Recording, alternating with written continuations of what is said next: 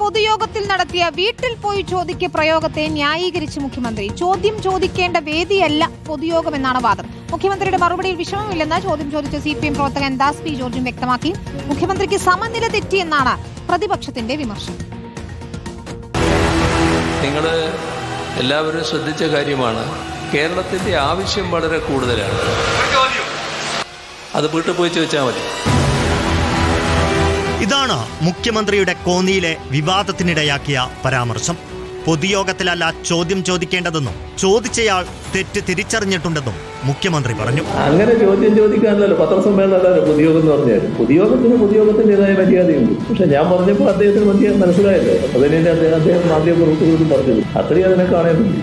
മുഖ്യമന്ത്രിയുടെ മറുപടിയിൽ വിഷമമില്ലെന്ന് ചോദ്യം ചോദിച്ച ദാസ് പി ജോർജ് റിപ്പോർട്ടറിനോട് പറഞ്ഞു. ഇദ്ദേഹം സജീവ CPIM പ്രവർത്തകനാണ്. ഞാൻ ചോദിക്കാൻ പാടില്ലായിരുന്നു. അദ്ദേഹത്തിന്റെ പ്രസംഗം തടസ്സപ്പെടുത്താൻ പാടില്ലായിരുന്നു. അത് എന്റെ ഭാഗത്തെ പറ്റിയ തെറ്റാണ്.